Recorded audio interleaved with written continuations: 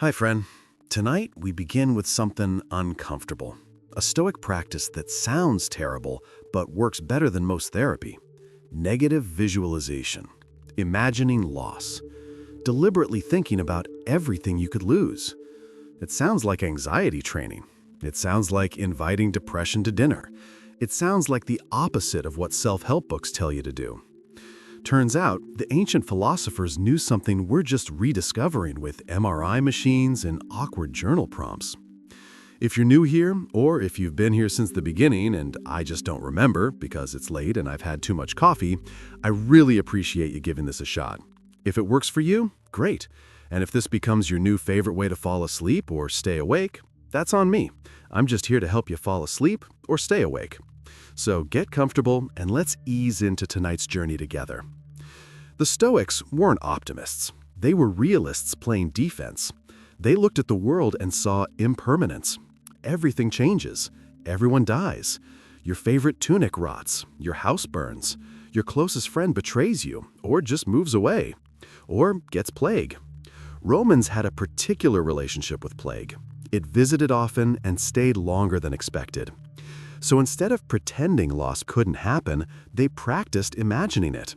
Not to be morbid, to be prepared.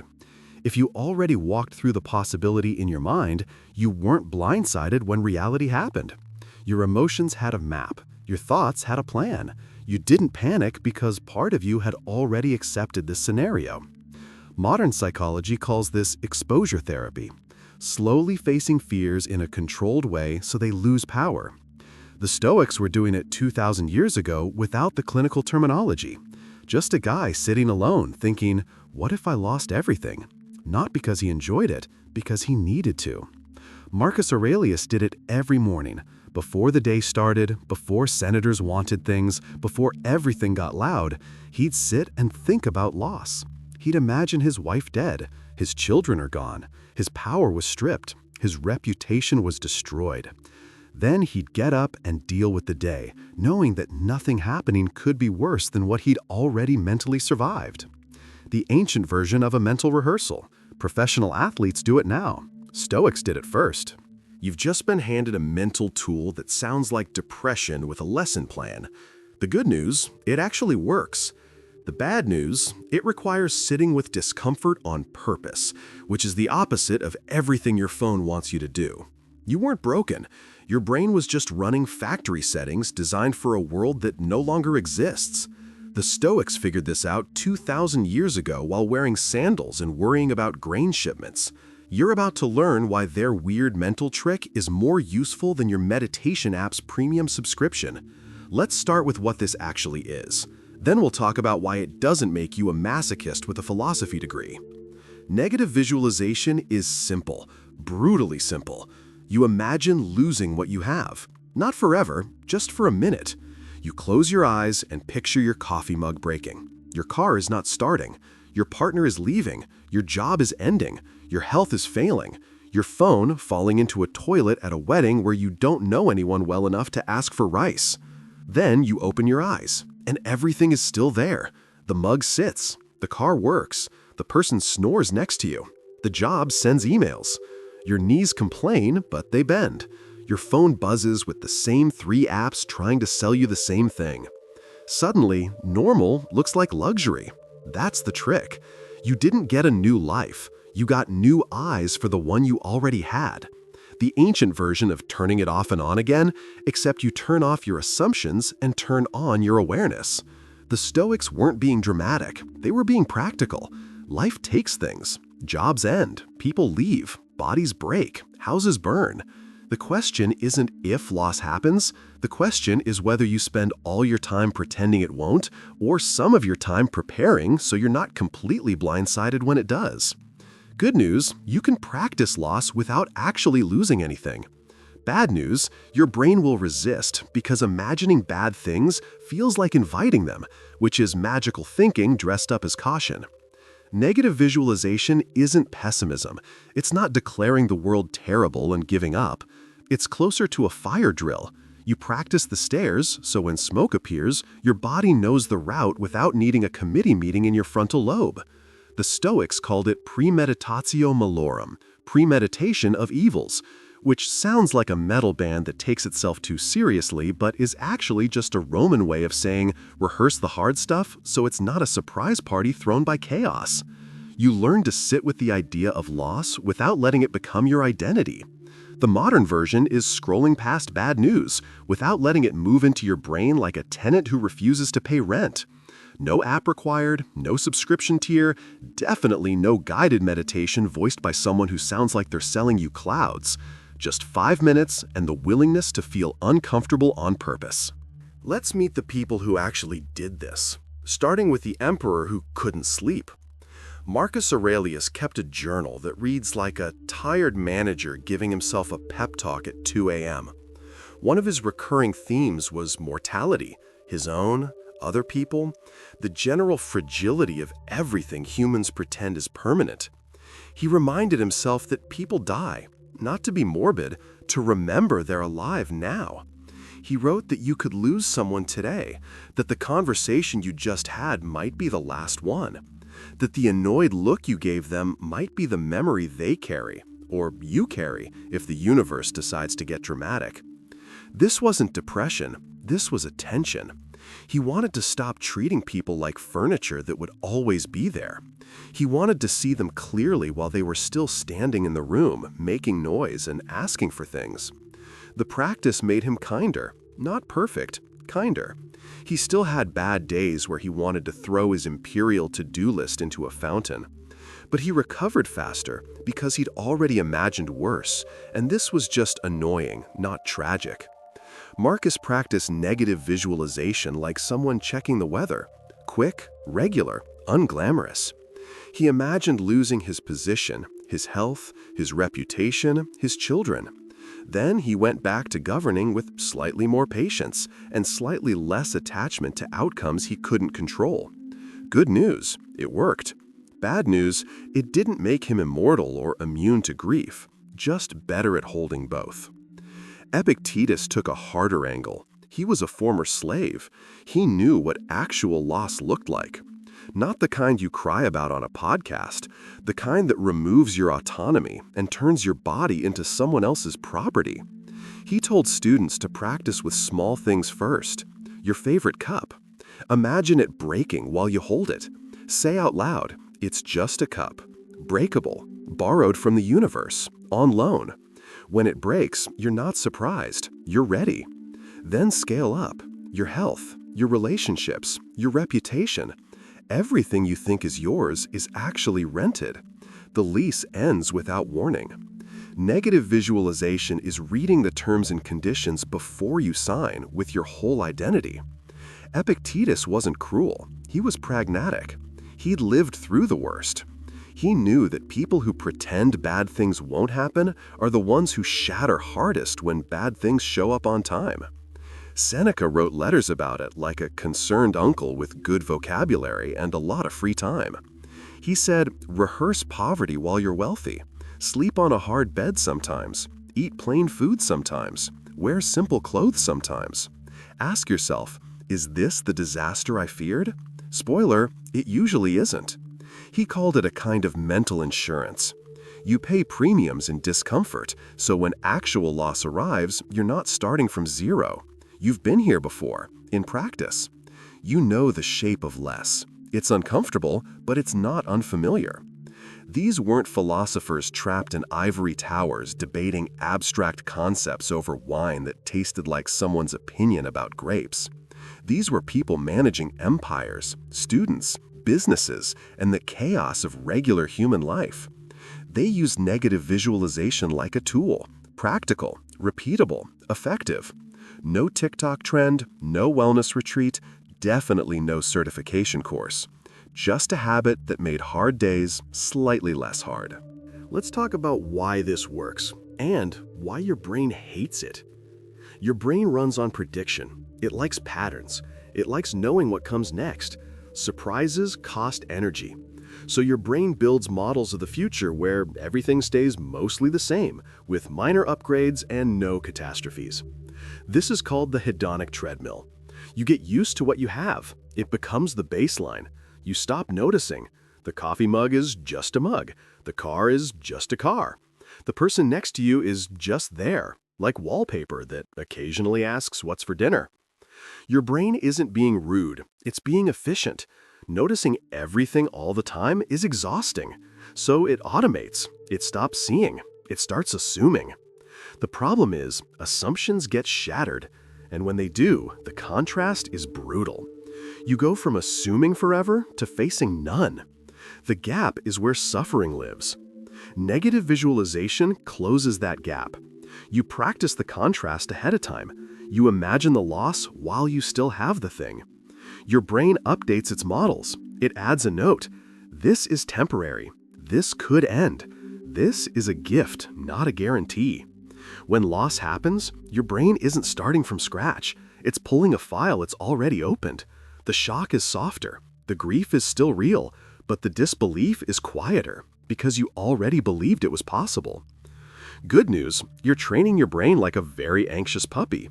Bad news, the puppy will keep testing you with new fears because that's what anxious puppies do. Psychologists call this a version of exposure therapy. You expose yourself to the idea of loss in a controlled way. Your nervous system learns the idea won't kill you. The fear loses some of its voltage. Not all, some. The Stoics didn't have MRI machines or neuroscience labs. They had experience, observation, and the willingness to try things that sounded unpleasant but produced better humans. That's good science in sandals. Negative visualization also fights adaptation. Humans adapt to good things fast. The new car becomes an old car in 6 months. The promotion becomes baseline in 3. The relationship becomes routine in 2 years. This is survival, but it's also theft. You stop tasting your life because your brain filed it underhand. When you imagine losing the car, it becomes new again. When you imagine the job ending, the paycheck becomes a gift. When you imagine the person gone, their annoying habits become endearing because at least they're there to be annoying. You're not being morbid, you're being awake. The modern version is turning off autopilot and looking at the dashboard while the plane is still flying fine. No guru required, no mountain retreat, definitely no juice cleanse.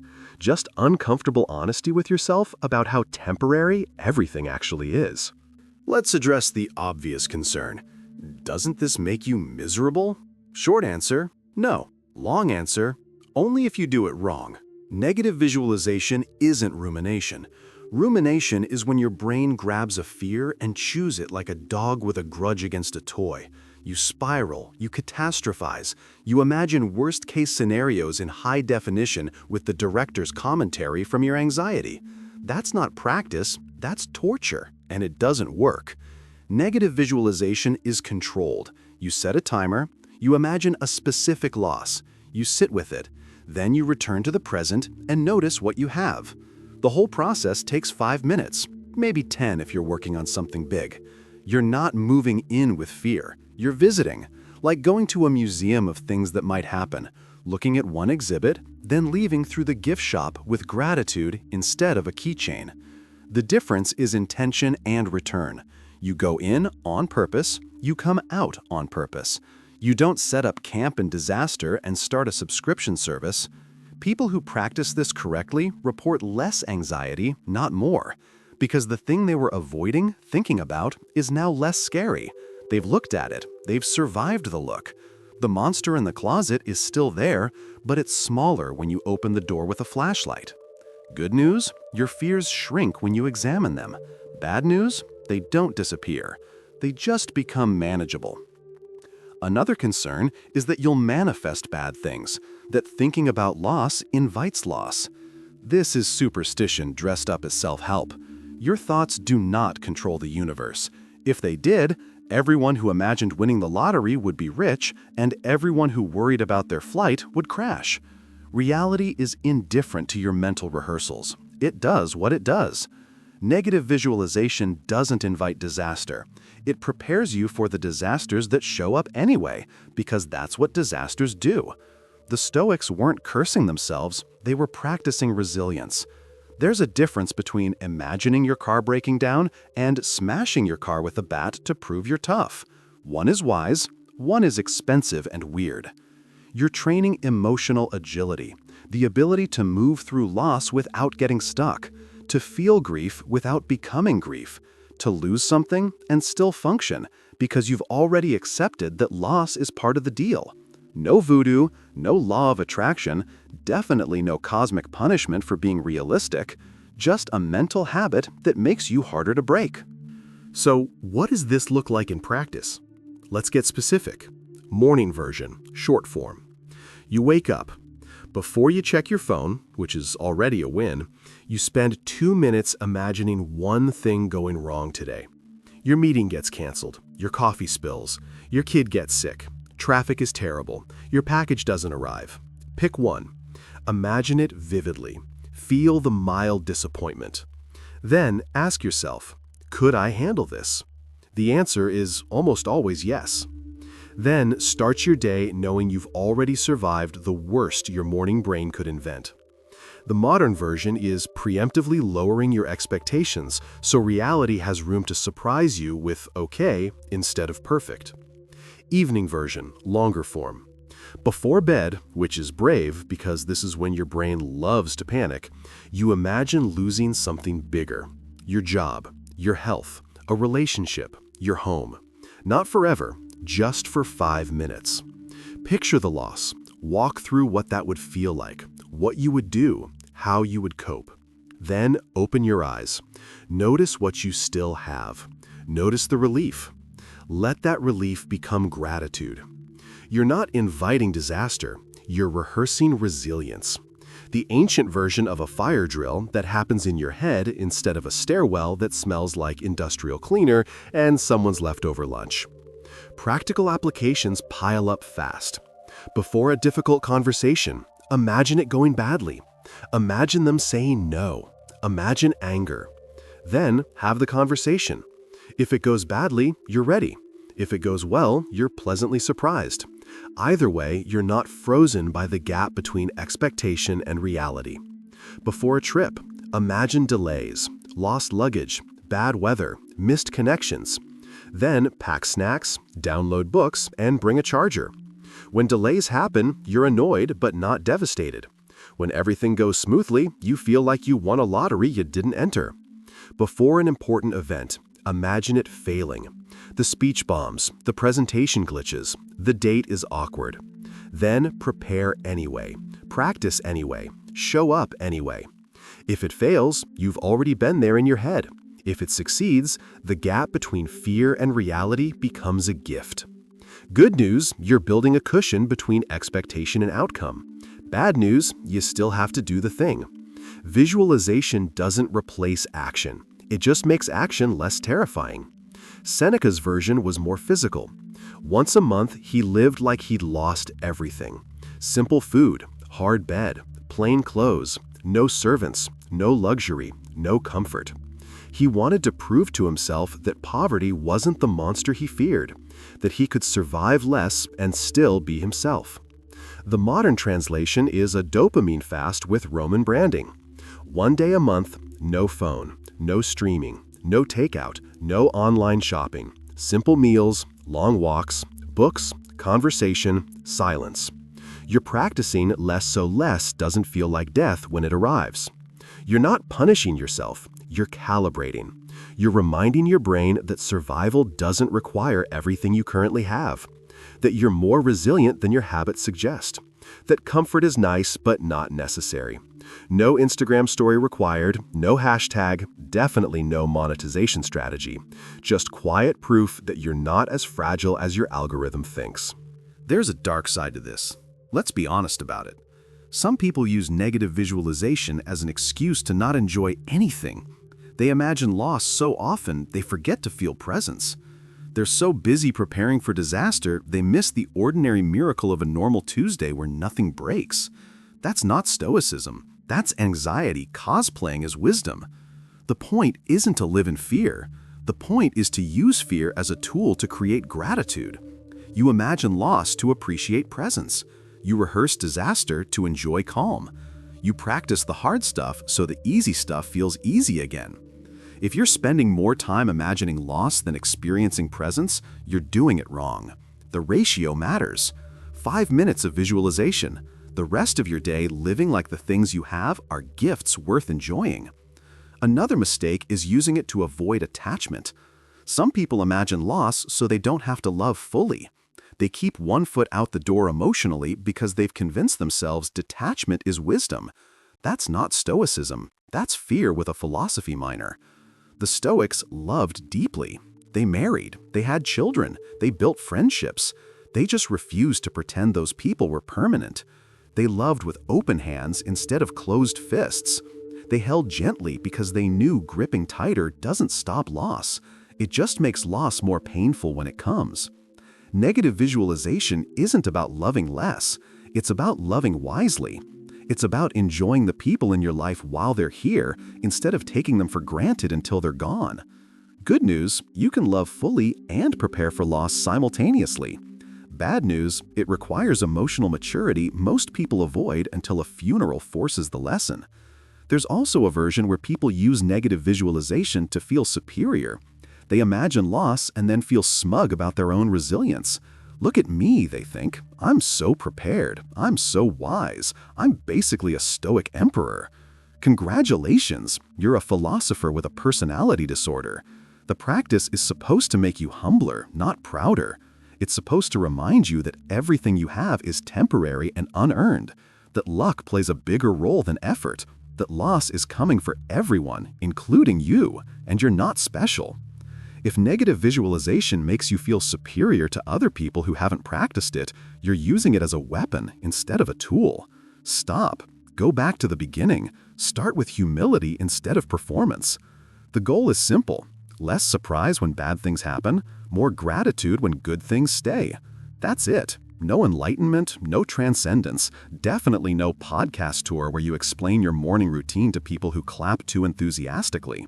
Just a slightly softer landing when life gets hard. Let's talk about the opposite problem: toxic positivity. Toxic positivity is when people demand you pretend everything is fine when it's clearly not. Good vibes only. Everything happens for a reason. Just think positive. The universe has a plan. You're exactly where you need to be. It's emotional gaslighting wrapped in motivational quotes, and it's everywhere. Negative visualization is the antidote. It says bad things happen, not for a reason, not because you manifested them, just because that's how reality works. Loss is part of the deal. Pretending otherwise doesn't protect you, it just makes you unprepared. The Stoics didn't traffic in false hope. They trafficked in clear-eyed acceptance. They looked at the world as it was, not as they wished it to be. Then they made decisions based on reality instead of fantasy. This isn't pessimism, it's realism. It's the difference between saying everything will be fine and saying I can handle whatever comes. One is wishful thinking, the other is confidence built on practice. When someone tells you to just stay positive, they're asking you to ignore reality. When a Stoic asks you to practice negative visualization, they're asking you to face reality ahead of time so it's less shocking when it arrives. Good news, you're allowed to acknowledge that life is hard. Bad news, acknowledging it doesn't make it easier, just less surprising. Toxic positivity also refuses to grieve. It says, get over it, move on, look on the bright side. As if grief is a character flaw instead of a reasonable response to loss. Negative visualization makes space for grief. It says, of course you're sad. You lost something. That's how loss works. The practice doesn't prevent grief, it just prevents shock. You're sad, not blindsided. You're hurting, not disoriented. The Stoics grieved. Marcus grieved his children. Seneca grieved friends. Epictetus grieved freedom. They just didn't add unnecessary suffering on top of necessary suffering. They didn't tell themselves stories about how it shouldn't have happened or how they should be over it by now. They felt what they felt, then they kept moving. Because life doesn't pause for your grief. It just keeps going, and you can either move with it or get dragged. Negative visualization prepares you for both the loss and the continuation. It says this will hurt, and you will survive it. Both are true. Holding both is wisdom.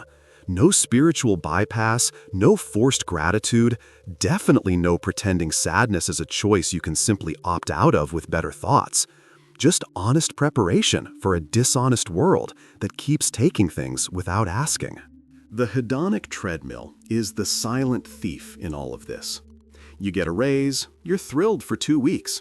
Then it's just your salary. You get a new car. It's exciting for a month. Then it's just your car. You start a relationship. It's magical for 6 months. Then it's just your life. This is adaptation, your brain's superpower and your joy's worst enemy. You adapt to good things so fast you stop noticing them. Then you need something better to feel the same level of happiness. So you chase upgrades. Bigger, newer, more. And the treadmill spins faster. Negative visualization breaks the treadmill. Temporarily. You imagine losing the salary. Suddenly the paycheck is a gift again. You imagine losing the car. Suddenly it's not just transportation. It's freedom on 4 wheels that you don't have to build yourself. You imagine losing the person. Suddenly their presence is not background noise. It's a choice. They could be elsewhere. They're choosing here, with you. That's remarkable when you stop taking it for granted. The practice resets your baseline. It makes normal feel like luxury again. It turns ordinary into extraordinary by briefly imagining its absence. Good news, you can manufacture gratitude on demand. Bad news, it requires imagining loss, which your brain categorizes as deeply unpleasant and possibly rude. The treadmill problem shows up everywhere. Your home, your health, your hobbies, your friendships. You adapt. You stop noticing. You start wanting more. Not because more is better, because your brain is bored with current. Negative visualization is the emergency brake. You picture the home gone. My health is failing. The hobby is unavailable. The friend moved away. Then you return to now. And now it looks different, brighter, more precious, more worth protecting. This doesn't last forever. You'll adapt again, which is why this is a practice, not a one-time fix. You return to it, weekly, monthly, whenever you notice yourself complaining about things that would devastate you if they disappeared. The ancient version is hitting refresh on your gratitude settings when they start to lag. Let's get uncomfortable and talk about death. The big one, the permanent loss. The Stoics practiced imagining their own death, daily for some. Not in a morbid way, in a clarifying way. You're going to die. Everyone you love is going to die. This is not negotiable. The question is whether you live like you know this, or live like you're immortal and disappointed. Marcus wrote that you could leave life right now. Let that determine what you do and say and think. He wasn't being dramatic. He was being practical. If today is your last day, do you want to spend it angry about traffic? Or do you want to spend it noticing the people you love? Most people choose to be angry about traffic because they think they have infinite days. They don't. Neither do you. Imagining your own death is the nuclear option of negative visualization. It's uncomfortable, confronting, and wildly effective. You picture yourself gone, not in a violent way, just gone. What do you leave behind? What did you do? What did you say? What did you skip because you thought you had more time? Then you return to now, and now has urgency. Don't panic. Urgency, the good kind. The kind that makes you call your mom. The kind that makes you apologize faster. The kind that makes you less precious about your ego, because your ego dies with you, and nobody at your funeral will remember your professional brand. Good news, you're still alive. Bad news, you won't be, and neither will anyone you're currently taking for granted. This practice makes people kinder. It makes them braver. It makes them less interested in petty conflicts and more interested in meaningful conversations. It makes them stop saving the good dishes for later, because later might not arrive, and the dishes will just get donated to Goodwill by someone who doesn't know they were special. You learn to hold life lightly, not carelessly, lightly, like holding a bird. If you grip too tight, you hurt it. If you don't hold it at all, it flies away. Light grip, open hands, gentle attention. The Stoics called this memento mori, remember you will die.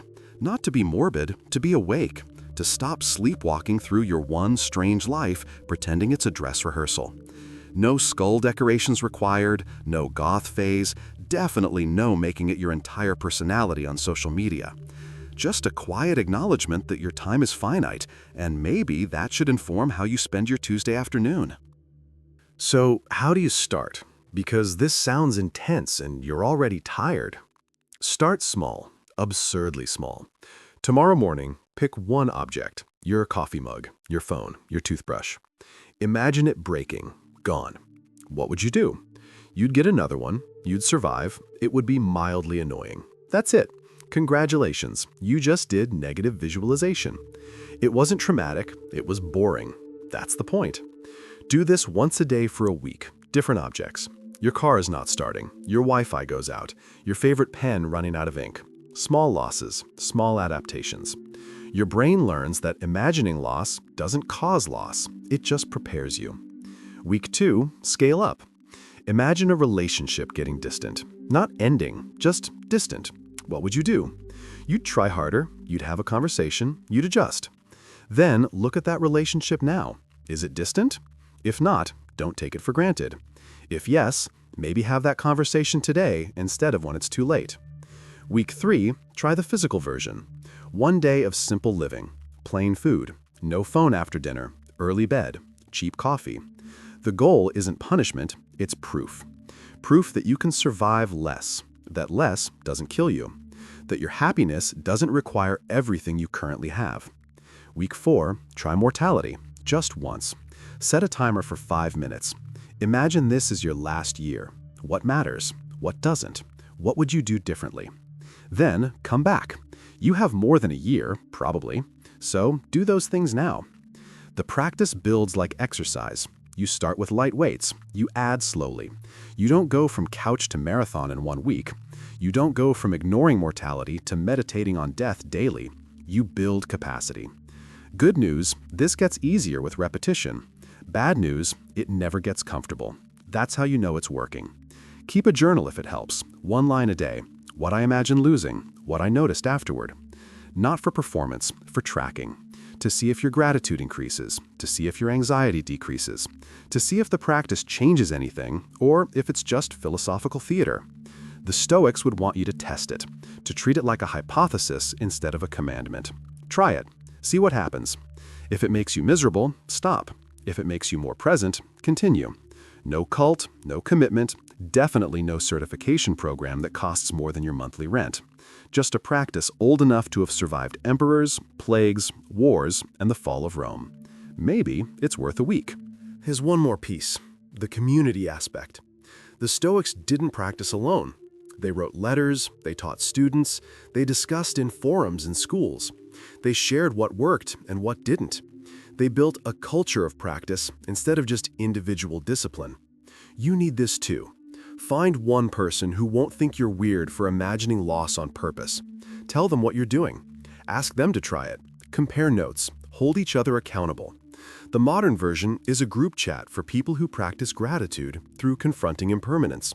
Not a support group, not a therapy session, just a few people checking in. I tried negative visualization today. Imagine my car dying. Now I appreciate it more. Cool. No pressure, no judgment, definitely no competing over who can imagine the most dramatic loss. Just community around a practice that benefits from witnesses. You can also share results without sharing the practice. Your partner notices you're less annoyed when plans change. Your friend notices you're more present during coffee. Your coworker notices you handle setbacks better. They might ask what changed. You can tell them or not. The results speak without needing a lecture. The practice becomes contagious when it works. Not because you're preaching, because you're different, calmer, more grateful, less reactive. People notice. Some will ask, some will try it, some will think it's weird and ignore it. All outcomes are fine. You're not building a movement, you're building a life that's slightly harder to break. So yes, the Stoics practiced negative visualization because they understood something modern culture keeps forgetting. Gratitude is not automatic.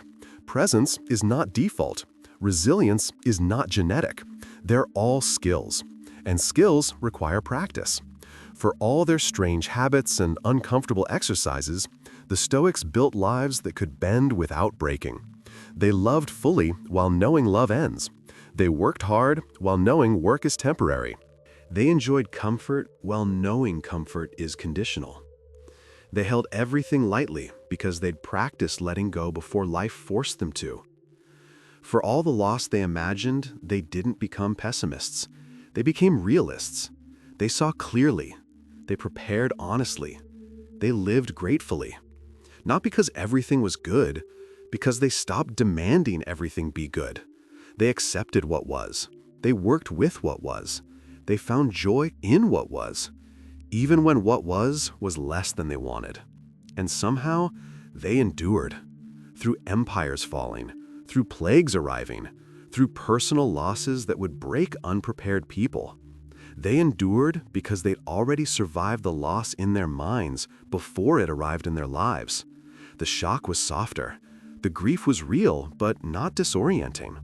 They knew where to put their feet because they'd walked this path before, in practice, in the dark theater of their own minds. So the next time you're taking something for granted, maybe close your eyes for 60 seconds. Imagine it gone. Feel the gap. Then open your eyes and see it again. New, precious, temporary, still here, for now. And maybe that's enough to make today feel like the gift it actually is. Maybe that's enough to make the thing you've been postponing, to send the text, to make the call, to use the good plates, to stop saving your life for later. One breath, one imagined loss, one moment of clear-eyed gratitude that lands like morning light through a window you almost forgot to look through. Heroic, absolutely miserable world of medieval knights. Those shining symbols of chivalry who charged into battle on magnificent steeds, defended honor, and rescued damsels. Turns out, being a knight was less about glory and more about slowly cooking inside a metal oven while your horse tried to bankrupt you. If you're new here, or if you've been here since the beginning and I just don't remember because it's late and I'd had too much coffee, I really appreciate you giving this a shot. If it works for you, great. And if this becomes your new favorite way to fall asleep or stay awake, that's on me. I'm just here to help you fall asleep or stay awake. So get comfortable and let's ease into tonight's journey together. Congratulations! You've just been born into minor nobility in the year 1250.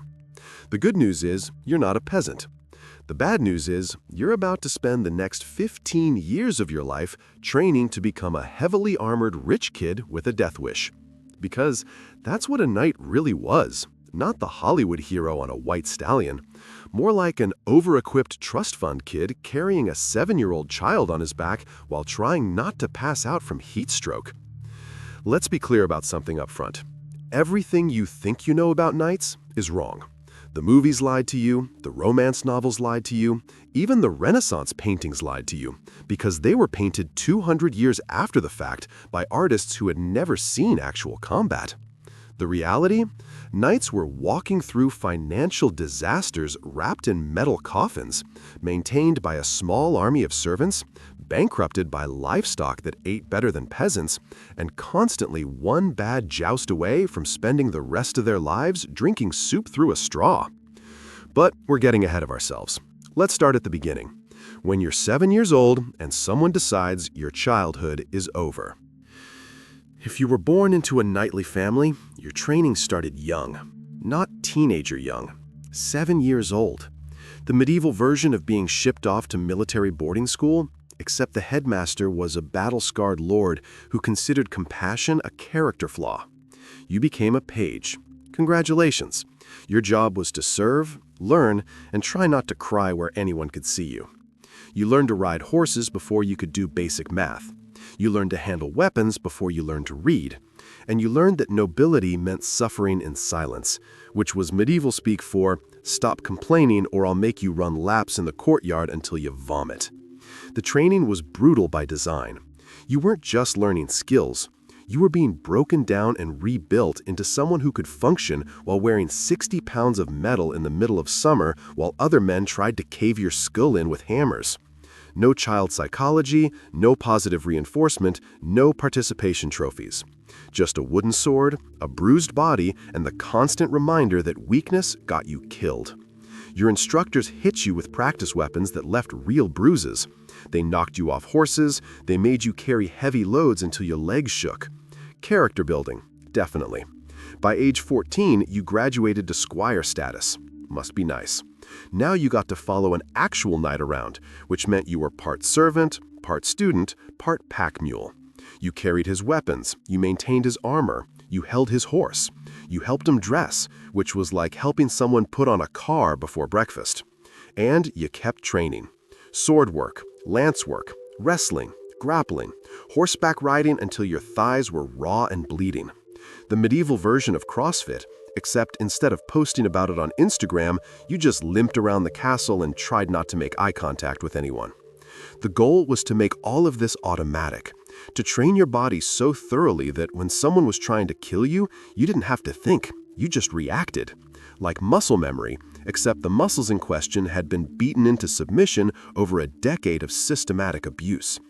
And then, if you survived all of that, if you didn't die from training injuries or get trampled by a horse or catch some medieval plague, you might get knighted around age 21.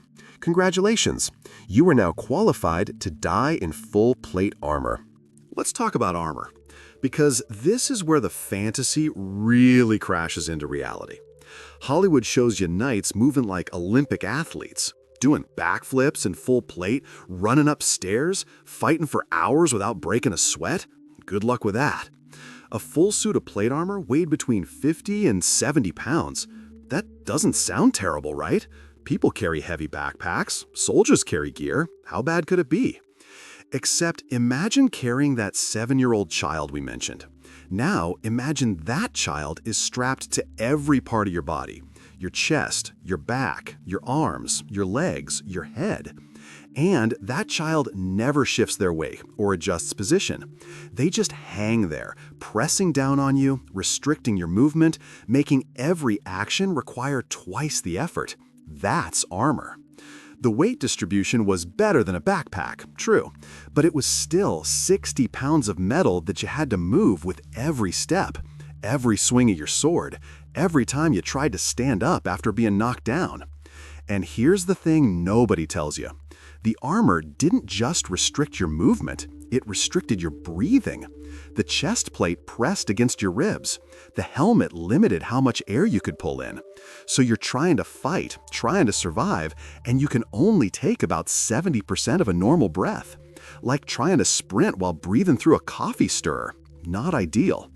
Knights in battle didn't fight for hours. They fought in short, brutal bursts, then needed to rest because they were literally suffocating inside their own protection. The medieval version of getting winded walking upstairs, except people were trying to kill you the whole time. Combat typically lasted minutes, not hours, because after about 10 minutes of actual fighting in full armor, you weren't a warrior anymore. You were a sweaty, gasping, oxygen-deprived rich person in a very expensive metal suit trying not to pass out. And if you fell down, getting back up was its own battle. You couldn't just hop to your feet. You had to roll, find leverage, push yourself up with your hands while 60 pounds of armor tried to keep you pinned like a turtle on its back. Some knights carried special hammers just for this purpose, not to fight enemies, to help other knights get back up. The medieval version of roadside assistance, except the road was a battlefield and everyone was trying to murder you. But the weight was just the beginning of your armor problems. The cost was catastrophic. A full suit of plate armor cost roughly the same as a luxury car today. We're talking $30,000 to $50,000 in modern money for metal clothes that you might only wear a few times before they became obsolete or you grew out of them or they got damaged beyond repair. No payment plans, no financing options, no 0% APR for qualified buyers. You paid up front in silver to an armorer who would spend months custom fitting every piece to your body. Because armor wasn't one size fits all. It had to fit perfectly, or it would catch on itself, pinch, chafe, and turn you into an easy target. And that was just the armor. You also needed the arming clothes underneath. Multiple layers of padded fabric to prevent the metal from rubbing your skin raw. Think of it as medieval compression wear, except it was made of linen, stuffed with horsehair, and smelled like a gym bag that had been left in a sauna for 3 months. Then there was the helmet, another small fortune. The great helm, the bassinet, the sallet, whatever your era and preference demanded. Each one cost thousands in modern money. Each one turned your head into a metal box with limited visibility and even more limited airflow. Some knights owned multiple suits of armor: tournament armor, battle armor, parade armor.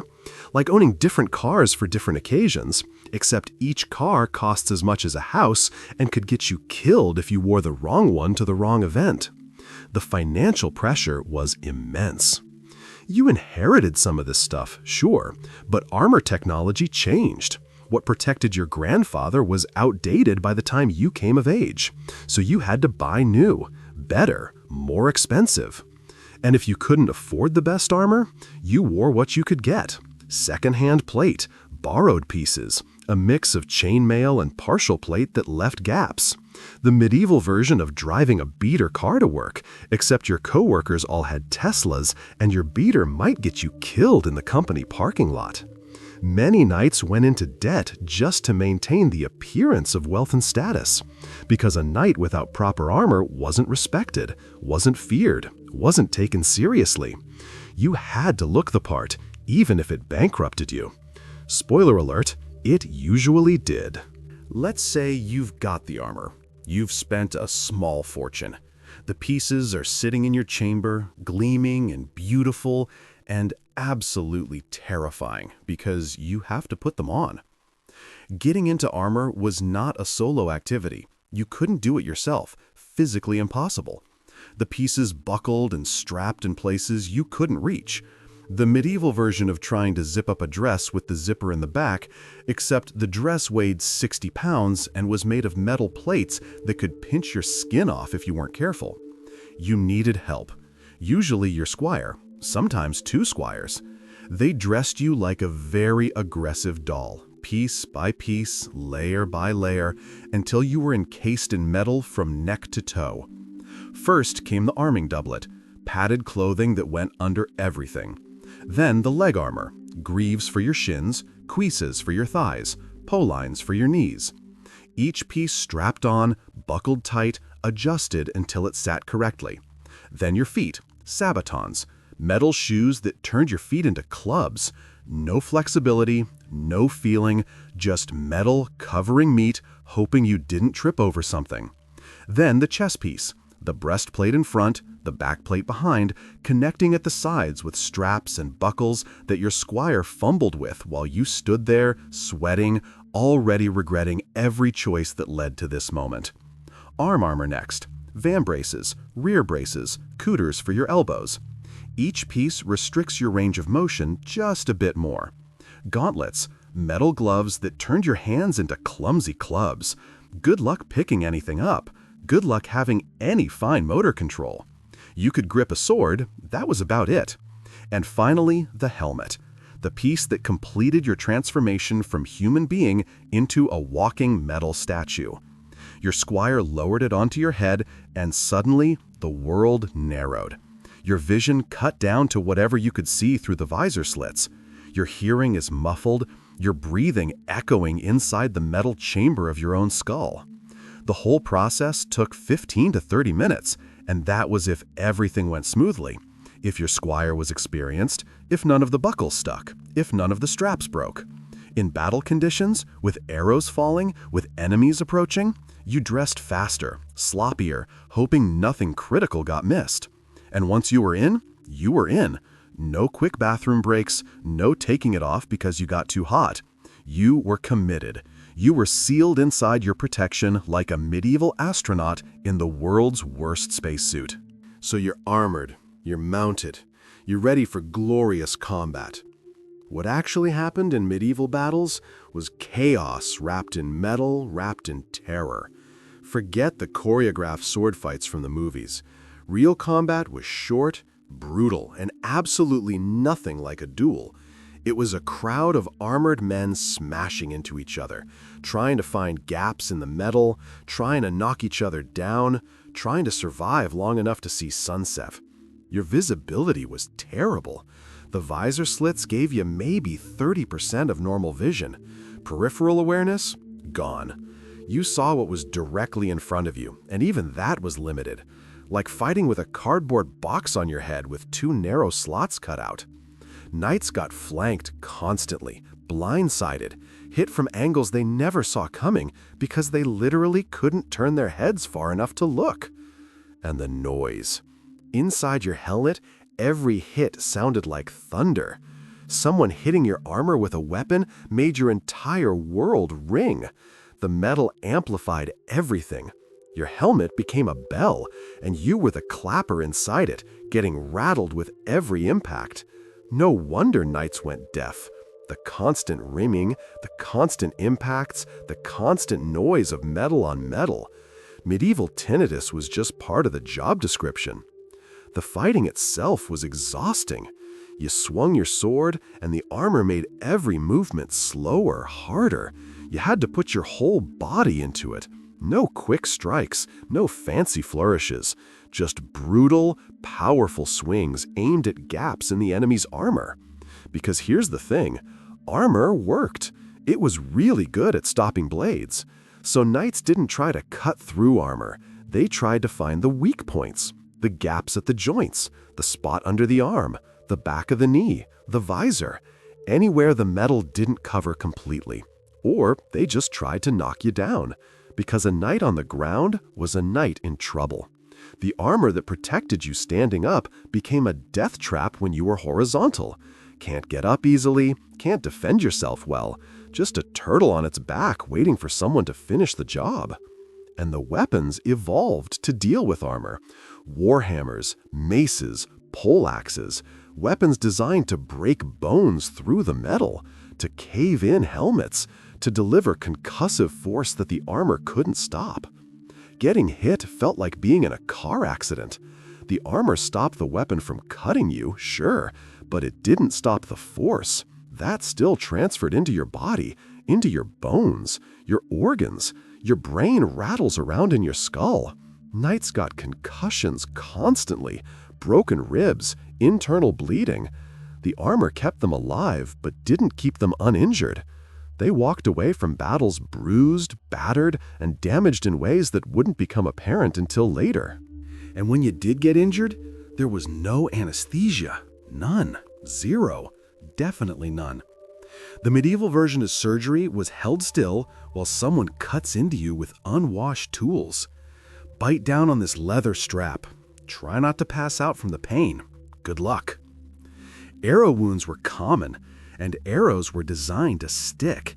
They had barbs that were caught in flesh and armor. Removing them meant cutting deeper, widening the wound, sometimes breaking off the shaft and pushing the arrowhead through the other side of your body, because pulling it back out would do more damage, all while you were conscious, screaming, held down by other men who told you to stop being dramatic. Broken bones were set by feel. The medieval doctor grabbed your arm or leg, pulled until things roughly lined up, then splinted it and hoped for the best. No x-rays, no way to know if they got it right. You just waited to see if you healed straight or crooked. Infections were the real killer. Most knights who died from battle injuries didn't die from the wound itself. They died days or weeks later when the cut got infected and fever set in. Because nobody washed their hands, nobody understood germs. The same tools used on the last patient were used on you, dried blood and all. Amputations happened without painkillers. They heated up a saw or a blade, cut through your limb as fast as possible, then cauterized the stump with a red-hot iron to stop the bleeding. The smell was biblical, burning meat and hair and skin, and you were awake for all of it. Some knights begged to be killed rather than go through amputation, not because they couldn't live without a limb, because the process of removing it was so horrific that death seemed preferable.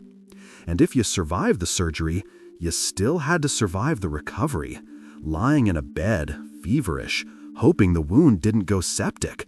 No antibiotics, no morphine, just prayer and hope and whatever herbal remedies someone thought might help. Spoiler, they usually didn't. Many knights were permanently damaged by their first real battle, limping, scarred, missing fingers or eyes or ears. The lucky ones died quickly. The unlucky ones survived and had to keep fighting, keep wearing armor, keep pretending they were whole when they were held together by scar tissue and sheer stubborn pride. But let's say you survive combat. You're back home, time to relax, right? Wrong. Your horse needs care. Constant, expensive, never-ending care. A war horse wasn't just transportation. It was a highly trained athlete that cost as much as a luxury car and had the maintenance requirements of a Ferrari that eats. These animals were bred for size, strength, and temperament. They had to be calm enough to not panic in battle, but aggressive enough to kick and bite enemies. Training a proper war horse took years. And if you bought one already trained, you paid accordingly. We're talking $15,000 to $30,000 in modern money for one horse. And that horse needed food, lots of it. A war horse ate about 30 pounds of food per day. Grain, hay, supplements, the medieval equivalent of premium fuel. You couldn't just let it graze in a field like a peasant's plow horse.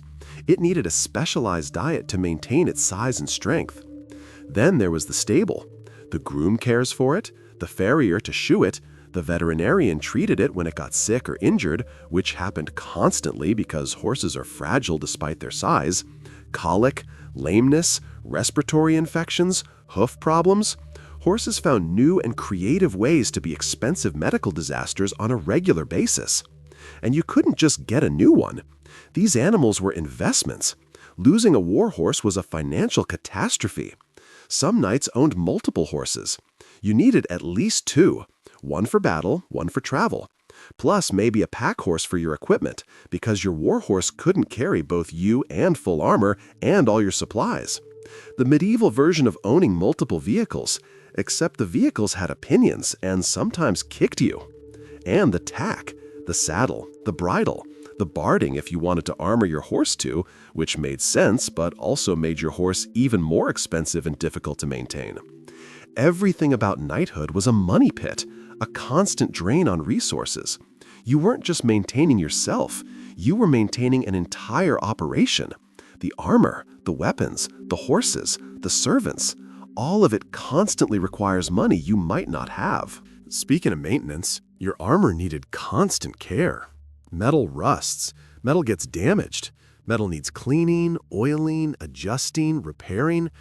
The medieval version of car maintenance, except you couldn't take it to Jiffy Lube. After every use, your armor had to be cleaned, every piece inspected for damage, dents beaten out, straps checked, buckles tested. The whole suit was wiped down with oil to prevent rust. This wasn't a quick process. It took hours. Usually your squire did it. But if you didn't have a squire, or you were between squires, congratulations. You were spending your evening polishing metal by candlelight, like the world's saddest janitor. And the smell, oil and metal and sweat and whatever bodily fluids had accumulated inside the armor during combat. The smell was distinctive, pungent, the kind of smell that stuck in enclosed spaces and made everyone know when a knight had entered the room. Your weapons needed maintenance too. Swords dulled, edges chipped, blades bent. You needed a whetstone, time, and skill to keep your weapons functional. Or you needed to pay someone else to do it, which cost money you might not have. The padding inside your armor rotted. It absorbed sweat, blood, and moisture until it became a bacterial playground. You had to replace it regularly, which meant buying new fabric, new stuffing, paying someone to sew it all together in the right configuration. Some pieces of armor wore out faster than others. Gauntlets and sabatons took the most abuse. Joints and connection points stressed and weakened. You were constantly replacing parts, repairing sections, trying to keep a 50-pound puzzle of metal pieces functioning properly. And if you couldn't afford maintenance, Your armor degraded. Rust spots appeared, weak points developed, straps frayed. Eventually, you were wearing protection that didn't protect and hoping nobody noticed during the next battle. Let's talk about what nobody mentions in the stories: the hygiene situation, or rather, the complete lack thereof. You wore armor for hours, sometimes all day during tournaments or campaigns, and that armor didn't breathe. It was a metal oven that trapped heat and moisture against your body. You sweated, profusely, constantly. Medieval humans didn't sweat less than modern ones. They just accepted it as inevitable. But in armor, that sweat had nowhere to go. It soaked into your arming clothes, dripped down your body, pooled in the low spots of your armor. By the end of a day in full plate, you were marinating in your own fluids. The smell was indescribable. Sweat, yes, but also the metallic tang of armor, the animal smell of leather and horsehair padding, and whatever else your body decided to produce during hours of stress and exertion. And you couldn't bathe while wearing armor, obviously. So if you were on campaign, you might wear the same sweat-soaked arming clothes for days, weeks, until they were crusty with salt and grime and whatever medieval knights were made of on the inside. No deodorant, no body spray, no Febreze to spray on your armor after a long day of combat. Just the natural, unavoidable consequences of being a human in a metal box. Chafing was constant. The armor rubbed, the padding rubbed, metal edges caught skin. After a day in armor, you had raw spots everywhere. Your neck, your thighs, under your arms, places where the metal had worn through the padding and gone straight to flesh. Some knights developed permanent scars from armor chafing. Calluses, rough patches of skin that never quite healed because they kept wearing the same armor that caused the damage in the first place. And then there was the bathroom situation. Remember, you couldn't just take the armor off for a quick break. If you needed to urinate during battle or a tournament, you had options. All of them are bad. Hold it, uncomfortable and eventually impossible. Go in your armor, humiliating and unsanitary, but sometimes necessary.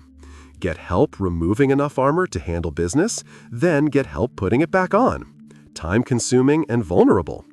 There are medieval jokes about knights pissing in their armor. They're jokes because it was so common it became funny. The medieval version of laughing at shared trauma. And speaking of heat, let's be very clear about what armor did to your body temperature.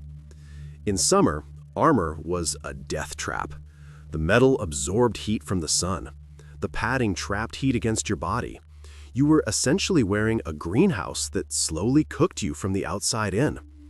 Inside a closed helmet on a sunny day, temperatures could reach 130 degrees Fahrenheit. You were breathing hot, recycled air that had already passed through your lungs multiple times. The metal was hot to the touch. The padding was soaked with sweat. Knights passed out from heat exhaustion constantly. During tournaments, in battle, just standing around in formation, waiting for something to happen. The armor cooked them until they dropped. And when you passed out in armor, you didn't just fall down. You fell down while wearing 60 pounds of metal that trapped you in the position you landed in. If you fell face first, you might suffocate before anyone could turn you over and remove your helmet. Yes, this happened, more than you'd think. In winter, armor was freezing. Metal conducts temperature, so when it is cold outside, the armor sucks heat away from your body.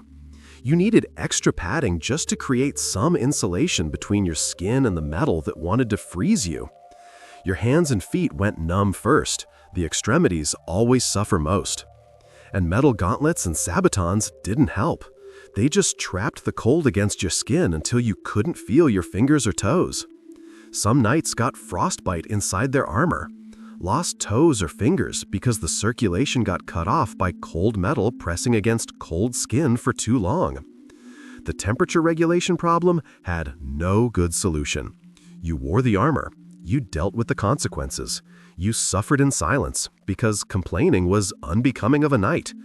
Character building, apparently. But the physical toll was just part of it. The psychological weight was just as heavy. Knights suffered from what we'd now call PTSD. They watched their friends die. They killed people up close, face to face, close enough to see their eyes. They lived with the constant knowledge that the next tournament or battle might cripple or kill them. And they had no framework for processing any of it. No therapy, no counseling, no language to explain that they were having nightmares or flashbacks or panic attacks. They just drank, mostly, the medieval version of self-medication. The pressure to maintain the nightly ideal was crushing. You had to be brave, strong, honorable, unflinching in the face of death. Any sign of fear or hesitation marked you as weak, and weakness in a knight was shameful. So they bottled it up. They pretended. They put on the armor and the persona and played the role everyone expected, even when they were falling apart inside. Some knights became brutal. The violence warped them. They stopped seeing enemies as people and started seeing them as problems to solve with force. They carried that brutality home, where it leaked out in how they treated servants, family, anyone they perceived as beneath them. Others became withdrawn, haunted.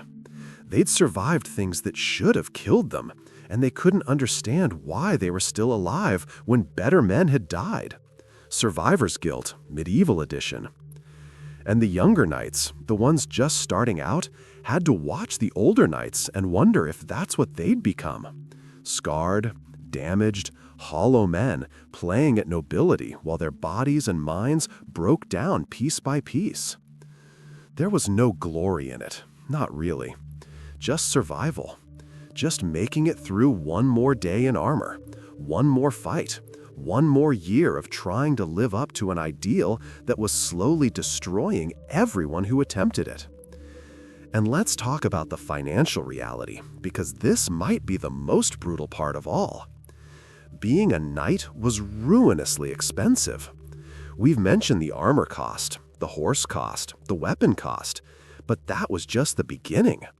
You needed land to generate income, but land required management, workers, and infrastructure. And if you were off fighting, you weren't managing your land. It declined, production dropped, income suffered.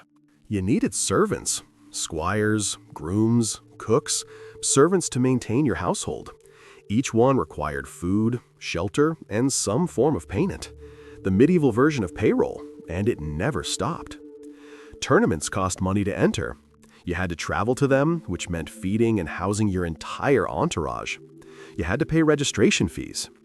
And if you lost, if your armor got damaged, if your horse got injured, you paid for all of that too. Some knights bankrupted their families, maintaining the appearance of wealth and status. They went into debt, borrowed money they couldn't pay back, lost land to creditors, watched their entire legacy crumble under the weight of being what everyone expected a knight to be. And if you weren't born into wealth, if you earned your knighthood through service, good luck. You were starting from scratch, trying to compete with men who had generational wealth and family armor and established estates. You were driving a Honda Civic to a Porsche dealership and trying to fit in. Many knights died poor. Their estates sold off to pay debts. Their armor pawned. Their horses were claimed by creditors. The gleaming symbol of nobility reduced to a cautionary tale about living beyond your means in pursuit of an impossible ideal. The church didn't help. Knights were expected to be pious, generous, charitable, to donate to monasteries and churches, to fund religious causes, all while barely keeping their own households afloat. And God forbid you got injured seriously enough that you couldn't fight anymore, because fighting was your income source. Tournaments had prize money. Ransoming captured nobles was lucrative. Military service paid. But if you were too injured to participate, that income disappeared. You became a burden, a has-been, a knight without the ability to knight. And you still needed to eat, to house your family, to maintain some shred of dignity. Some former knights ended up as guards, as trainers, as advisors to younger knights. The medieval version of retirement, except you retired because your body broke, not because you wanted to. So let's zoom out and talk about the gap between the legend and the reality. Hollywood shows you knights as heroes, brave, strong, righteous warriors who fought for honor and protected the weak. The reality? Knights were the medieval 1%, the wealthy elite, the ones who could afford to be professional warriors because they had the land and money to support it. They fought for their lords, not for justice. They fought for land, for plunder, for ransom money. They fought because that's what knights did, and not fighting meant losing status, losing respect, losing the identity they'd built their entire lives around. Were some knights honorable? Sure. Were some kind, generous, noble in spirit as well as title? Absolutely. But those were individuals, not the system. The system created men who were trained from childhood to see violence as glory and suffering as character building. The code of chivalry that everyone romanticizes, it was created after the fact. It was an attempt to control knights who were becoming too brutal, too unruly, too willing to use their military power for personal gain. It was more of a PR campaign than a reality. Real knights burned villages. They raped and pillaged. They held peasants hostage for ransom. They fought each other over petty disputes. They were humans with all the flaws humans have, except they had weapons, training, and social permission to be violent. The armor didn't make them heroes, it just made them expensive. The horses didn't make them noble, they just made them mobile. The training didn't make them virtuous, it just made them dangerous. And the whole system was built on the backs of peasants who produced the food, the metal, and the wealth that knights needed to maintain their lifestyle. The peasants who couldn't afford armor, who fought with farm tools when they fought at all, who died in greater numbers but aren't remembered because they weren't noble. Knights get the stories, the legends, the songs, because they were the ones who could afford to have their deeds recorded. They were the ones who mattered to the chroniclers and the church. But for every knight who did something memorable, there were 100 who lived, fought, and died in obscurity, who never got famous, who never did anything except try to survive in a metal box while the world slowly crushed them under the weight of expectations and expenses they could never quite meet. So yes, being a medieval knight was brutal. The training broke you as a child, the armor crushed you as an adult, the combat traumatized you, the injuries maimed you, the expenses bankrupted you, and the psychological toll followed you to your grave, assuming you lived long enough to have a natural death. For all the gleaming armor and noble horses and legendary tales, knights were just people. Scared, hurt, exhausted people trying to live up to an impossible ideal while encased in metal and debts and violence that never really ended. And somehow they kept doing it.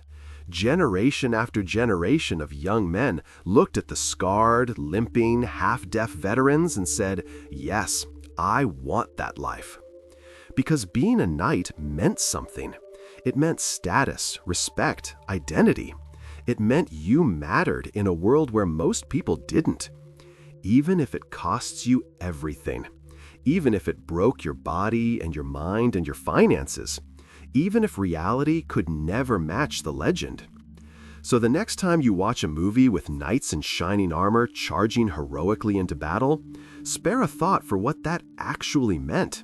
The weight, the heat, the smell, the chafing, the debt, the injuries, the fear, the exhaustion, the slow, grinding toll of being a professional warrior in an era that had no idea how to care for the men it created. One sword swing, one lance charge, one expensive metal-covered heartbeat at a time.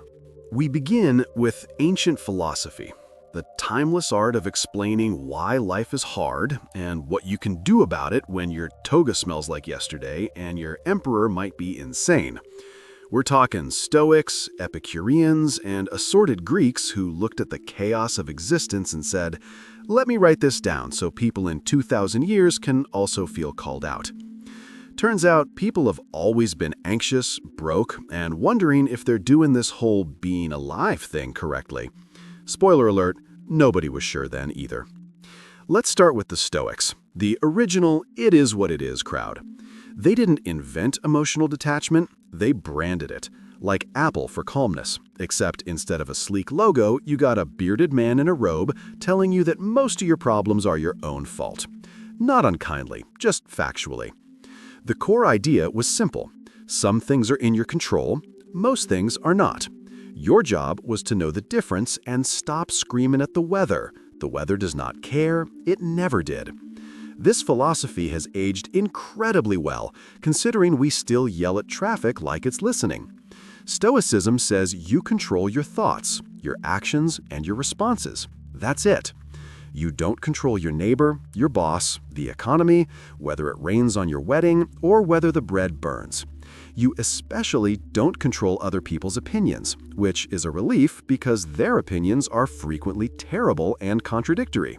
The ancient version of "don't read the comments." Good news, this was freeing. If you can't control it, you can stop wasting energy on it.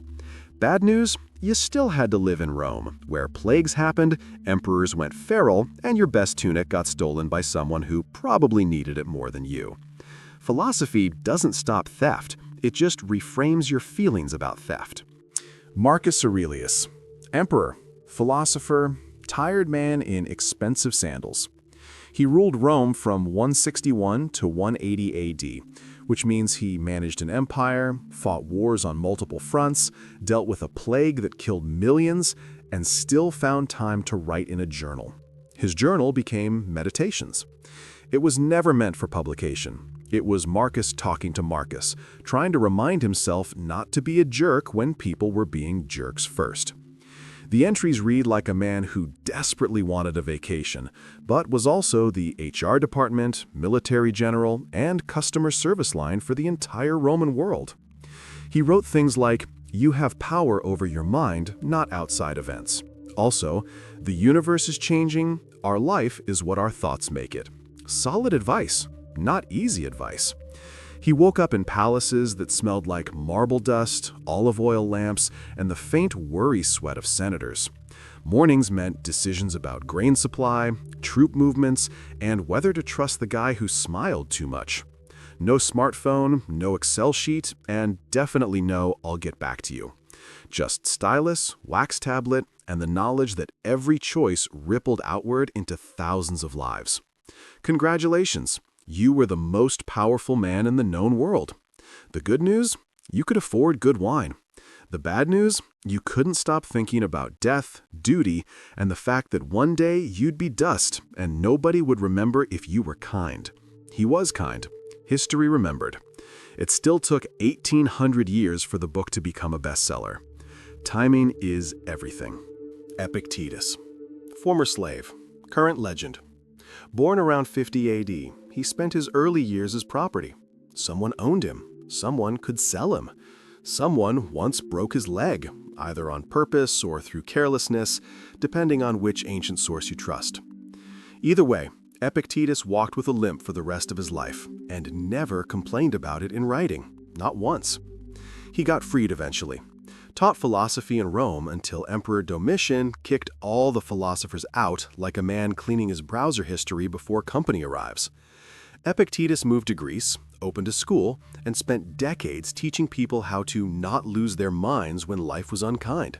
He was qualified. His big idea was the dichotomy of control, fancy name for a simple concept. Some things are up to you, your beliefs, your intentions, your desires, your actions. Everything else is not up to you. Your body, your reputation, your possessions, whether people like you. You can influence them, but you don't control them. Stop pretending you do. Stop grieving when they don't behave. This was the ancient version of "let it go," except Epictetus said it without a Disney soundtrack and more in the tone of a man who had been through it and knew exactly how hard you were working to control things you could not control. He didn't judge. He just pointed it out, like a friend who watches you wrestle a vending machine and quietly says, "That's not going to work." The Stoic trick was reframing, not denial, reframing. Let's say your cart breaks. Your immediate reaction is rage, inconvenience, the universe conspiring against you personally. A Stoic would pause and say, I have a broken cart. That is a fact. What can I do about it? Then they'd do that thing. Or accept they couldn't do anything and move on without the emotional fireworks. Modern therapy calls this cognitive reframing. Stoics called it wisdom. Same tool, different accents. Seneca, another Stoic heavyweight, once wrote that we suffer more in imagination than in reality. He was right. You've catastrophized a meeting that went fine. You've replayed an argument for 3 days that the other person forgot in 3 minutes. Your brain is a drama generator. Stoicism was the off switch, or at least the dimmer. Seneca lived from around 4 BC to 65 AD. He was a statesman, a playwright, and Nero's tutor, which is a bit like being a life coach for a toddler with a flamethrower and unlimited power. It did not end well. Nero eventually ordered Seneca to commit suicide. Seneca complied calmly, dictated letters while bleeding out, and reportedly chatted with friends about philosophy until he couldn't anymore. Stoicism in practice. Grim, admirable, deeply Roman. Good news, Seneca left behind essays about how to live well, manage time, and deal with anger that read like a proto-self-help book without the chapter on vision boards. Bad news, even the best philosophy cannot protect you from a paranoid avert with mommy issues. Sometimes the universe just picks you. Stoicism also loved memento mori. Remember, you will die. Not in a creepy way, in a clarifying way, like a deadline for a project called your life. If you remembered you were mortal, you'd waste less time on nonsense. You'd forgive faster. You'd say the kind thing now instead of later, because later might not show up. Marcus Aurelius wrote that you could leave life right now. Let that determine what you do, say, and think. It sounds heavy. It was meant to be light. If this might be your last conversation, would you spend it complaining about traffic? Or would you say something true? Most people pick traffic. Stoics wanted you to notice that and adjust. They also practiced negative visualization. Imagine losing the things you love. Not to be morbid, to appreciate them now. Your health, your family, your favorite cloak that doesn't smell like mildew yet. If you spend 5 minutes imagining life without them, you stop taking them for granted. The ancient version of a gratitude journal, but with more existential weight and fewer stickers. Modern people find this depressing. Stoics found it useful. When bad things actually happened, and they always did, you weren't blindsided. You'd already walked through that door in your mind. You knew which tools to grab. No Instagram quote was going to save you. But a philosophy that practiced hardship in advance? That had a chance. Now, the Epicureans. Different vibe, same goal. Epicurus was born around 341 BC on the island of Samos. He moved to Athens, bought a garden, and started a school that was basically a commune for philosophy nerds who wanted to talk about happiness while eating simple food. Vegetables, bread, cheese when they could afford it, and water. Occasionally wine, but Epicurus was not a party animal. He had a sensitive stomach and chronic pain. He chose his pleasures carefully. The big misconception is that Epicureans were hedonists. They were not. Hedonism is eat, drink, and ignore tomorrow.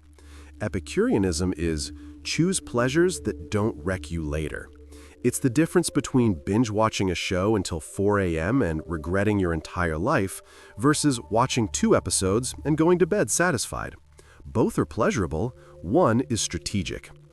Epicurus said the goal of life was ataraxia, tranquility, freedom from fear and pain. Not eternal happiness, not bliss, just a calm, steady contentment where you're not terrified of God's, death, or your neighbor's opinion. A life where you have enough, you're surrounded by friends, and nobody's yelling. The garden was central, not a metaphor, an actual garden, a place where people grew food, sat in the shade, and discussed physics, friendship, and why thunder happens without blaming Zeus. The ancient version of a co-working space, except with fewer startups and more vegetables. Also, women and slaves were welcome, which was radical for ancient Athens. Epicurus didn't care about status. He cared about good conversation. Epicurean physics was atomic theory. Literally. Epicurus taught that everything was made of atoms and void, tiny, indivisible particles bouncing around in empty space, forming everything you see. No gods required for daily operations. Gods existed, sure, but they were off in their own realm, not caring about humans. They weren't watching you. They weren't punishing you. They were on permanent vacation. This was freeing. Most Greeks lived in fear of divine retribution. Did I anger Poseidon? Is this plague from Apollo? Will Zeus fry me for existing wrong? Epicurus said no. The universe is material. Causes are natural. Lightning is weather, not wrath. You can stop sacrificing goats to fix your crops and start learning about soil. Death was also physical. When you die, your atoms scatter. There's no afterlife, no judgment, no punishment. You simply cease to be, the same way you weren't anything before you were born. This sounds dark. Epicurus thought it was comforting. If there's no afterlife, there's nothing to fear. Death is not an experience. You can't suffer from it. It's just the off switch. Modern existentialists would not. Ancient Greeks had mixed feelings. Some found it liberating. Others thought Epicurus was a lunatic who ruined all the fun of believing in an afterlife with harps or rivers of fire. Epicurus didn't mind. He had his garden, his friends, and his philosophy. He wasn't trying to recruit. He was trying to live well. Friendship was everything to Epicureans. Not networking, not let's grab coffee sometime and never follow up. Real, deep, committed friendship. The kind where people show up when you're sick, share their last loaf, and don't post about it for clout. Epicurus believed friendship was one of the greatest pleasures. It made life safe, joyful, and bearable. The garden community ate together. Simple meals, bread, olives, sometimes lentils. The smell of wood smoke from the cooking fire, herbs drying on hooks, and warm stone in the afternoon sun. No banquet halls, no exotic imports, and definitely no Michelin stars. Just food that filled you and people who knew your name. They talked for hours. About physics, yes, but also about fear, loss, how to manage pain, and what makes a good life. The ancient version of group therapy, except the therapist was a guy with stomach issues who thought atoms explained everything. He wasn't wrong about the atoms. The therapy part worked too. Good news, this lifestyle was cheap. You didn't need money for Epicurean happiness. You needed enough food, a safe place, and good people. Bad news, humans are complicated. Even in the garden, people argued, had bad days, and occasionally stormed off because someone said the wrong thing about determinism. Philosophy doesn't fix personality. It just gives you better arguments. Pleasure came in layers. Epicurus ranked them. At the bottom, kinetic pleasures, the active ones, eating when you're hungry, drinking when you're thirsty, scratching an itch. These are great, but they require a prior pain. You can't enjoy eating unless you were hungry first. It's a cycle. Pleasure, absence, need, pleasure again. At the top, catastatic pleasures, static ones, the absence of pain and disturbance. Not feeling hungry, not being thirsty, not itching, just existing comfortably without want. This sounds boring. Epicurus thought it was the best humans could do.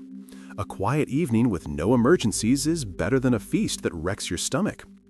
Modern people chase kinetic pleasures, dopamine hits, new things, louder, faster, shinier. Then they crash and need more. Epicurus saw that trap 2,300 years ago and said, maybe just be okay. It's not exciting, it's not Instagrammable. It is, however, sustainable. He also warned about unnecessary desires. Natural and necessary, like food and shelter, you pursue. Natural but unnecessary, like gourmet meals and luxury, you can enjoy but don't depend on. Unnatural and unnecessary, like fame and power, you avoid. They're black holes. You pour yourself in and get nothing back but anxiety. The modern comparison is obvious. You need a phone for work. You don't need the newest phone. You definitely don't need a phone that costs more than rent and makes you feel inadequate 6 months later. Epicurus would have hated the tech industry, or loved it as a teaching example. Hard to say. Classical Greek philosophers had their own flavor. Pre-Stoic, pre-Epicurean, set in the table. Socrates walked around Athens asking annoying questions until someone got so irritated they made him drink hemlock. He never wrote anything down. Everything we know comes from Plato, his student, who may or may not have made half of it up. Socrates believed the unexamined life wasn't worth living. Also, he thought he had a little divine voice in his head that stopped him from doing dumb things. The ancient version of intrusive thoughts, but helpful. He was famously ugly, snub-nosed, bulging eyes, pot-bellied. He didn't care. He cared about truth, virtue, and whether people actually knew what they were talking about when they said words like justice or courage. Usually, they didn't. Socrates would politely dismantle their logic until they either learned something or got mad. Most got mad. His method, the Socratic method, is still used. Ask questions, poke holes, don't lecture. Let people realize their own contradictions. It's effective. It's also insufferable if you're the one being questioned. Imagine someone asking, "But what do you mean by good?" every time you try to make a point. You'd want to throw something. The Athenians threw a trial and a death sentence. Good news, Socrates faced execution calmly. He could have escaped. He chose not to. He drank the poison, chatted with friends about the soul, and died because he believed in following the law, even when it was unjust. Bad news, this sets an impossible standard. Most of us would flee. Socrates turned his death into a philosophy lecture. Overachiever. Plato, Socrates' star student, had thoughts about everything. He founded the academy in Athens around 387 BC. It lasted 900 years. Think about that. 900 years of uninterrupted philosophy school. Your local university hasn't been around half that long and keeps changing the mascot. Plato believed in forms, the idea that there's a perfect, eternal version of every concept existing in some non-physical realm. You see a chair? It's an imperfect copy of the form of chair. You experience justice? It's a shadow of the form of justice. Sounds wild? It was the foundation of Western philosophy for centuries. He also thought philosophers should be kings, philosopher kings, people who loved wisdom so much they didn't want power, which is exactly why they should have it. Everyone else wants power for the wrong reasons. Philosophers would rule wisely, justly, and without ego. This has never been tried in practice because philosophers argue about definitions until the invading army gets bored and leaves. Plato wrote dialogues, conversations, mostly featuring Socrates, where ideas fought in real time. They read like plays. Characters interrupt, they make jokes, they get frustrated. It's the ancient version of a podcast, except written on papyrus and nobody got ad revenue. Just an influence that lasted millennia. Not a bad deal. Aristotle studied under Plato and then politely disagreed with almost everything. He didn't believe in Plato's forms. He thought reality was here, in the physical world, and you learned by observing it. He studied biology, physics, ethics, politics, poetry, and probably your mom if she stood still long enough. Aristotle categorized everything. He was the ancient version of someone who labels their spice drawer and feels powerful. His ethics were about virtue, not virtue as a rule, virtue as a habit. You become brave by practicing bravery. You become generous by practicing generosity. It's a muscle. You build it. The ancient version of fake it till you make it, except Aristotle called it habituation and wrote 10 books about it. He also believed in the golden mean. Virtue is the middle path between extremes. Courage is between cowardice and recklessness. Generosity is between stinginess and wastefulness. Every virtue has 2 vices, one on each side. You aim for the middle. Not exciting, very practical. Aristotle was the least dramatic philosopher, which is probably why he lived to old age instead of getting executed or exiled. He tutored Alexander the Great. Yes, that Alexander, the one who conquered most of the known world by age 30 and cried because there were no more worlds to conquer. Aristotle taught him ethics, politics, and philosophy. Alexander ignored most of it and focused on conquest. Must have been awkward at reunions. Cynics were the punk rockers of ancient philosophy. Diogenes of Sinope, the most famous cynic, lived in a barrel. Not as a stunt, as a lifestyle. He rejected wealth, status, and social norms. He walked around Athens in rags, carrying a stick, and occasionally masturbating in public because he thought shame was a social construct. The ancient version of performance art, except nobody clapped and everyone was uncomfortable. He believed humans needed very little to be happy. Food, water, shelter, maybe a cloak. Everything else was extra and made you weak. Luxury corrupted. Comfort makes you soft. So he lived with nothing, proving you could survive and even be content. Also proving that most people will avoid you if you smell like a barrel and have no filter. Alexander the Great visited Diogenes once, found him lying in the sun. Alexander said, "I am Alexander the Great. Ask me for anything." Diogenes said, "Move, you're blocking my light." Alexander reportedly loved this. He said if he weren't Alexander, he'd want to be Diogenes. Diogenes did not return the compliment. He didn't care about kings. Good news, cynicism was freeing. No possessions, no expectations, no pretending. Bad news, it was also extreme. Most people can't live in a barrel. Most people don't want to. Diogenes proved you could. He didn't prove you should. Philosophy as a dare. Let's talk about death. Every philosopher did. Socrates said death was either dreamless sleep, which is fine, or a journey to another place, which might be better. Either way, not scary. He drank the hemlock like he was trying a new tea, unbothered. Epicurus said death is nothing to us. When we exist, death is not. When death is, we are not. You'll never experience being dead, so why worry? The logic is airtight. The emotions still argue. Humans are not rational about mortality. Philosophers knew this. They tried anyway. Stoics said death was natural, part of the process. Resisting it was like resisting winter, pointless. You can't stop the seasons. You can't stop aging. You can't bargain with biology, so accept it. Not in a depressed way, in a "this is how things are" way. When Marcus Aurelius wrote about death, it was always with a shrug. It's coming. Do good work until it does. Modern people avoid talking about death until it's unavoidable.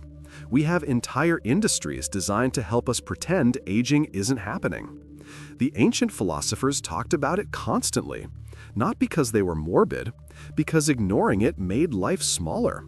If you remember you're mortal, you spend your time better.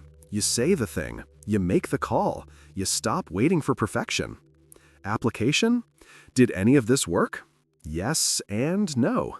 Stoicism helped people endure. Slaves like Epictetus found freedom in their minds when their bodies weren't free. Emperors like Marcus Aurelius stayed grounded when power could have corrupted them. Soldiers, merchants, and regular people used it to manage loss, pain, and the general chaos of existing in a world with plagues, wars, and bad weather. Epicureanism helped people find peace. The garden offered refuge. Simple living reduces anxiety. Friendship provided safety. For people living in uncertain times, which was everyone in the ancient world, having a philosophy that said enough is enough was revolutionary. You didn't need to climb. You could just be. But philosophy didn't stop the Roman Empire from collapsing. It didn't prevent wars. It didn't cure disease. It gave individuals tools. It couldn't fix systems. That's still true. You can have the best mindset in the world and still live in a society with structural problems. Philosophy is personal. Politics is collective. Both matter. Neither is enough alone. The Stoics would tell you to control what you can and accept what you can't. The Epicureans would tell you to find your garden and protect your peace. The Cynics would tell you to need less and laugh at the rest. All of them would tell you to stop doom scrolling and go outside. They didn't have smartphones. They could see the problem anyway. Practical tools you can steal from dead philosophers. From the Stoics, Epicureanism worked for people with chronic pain and sensitive stomachs. It wasn't about having the perfect life. It was about finding contentment in the life you have. That's harder than it sounds. It's also more useful than chasing perfection.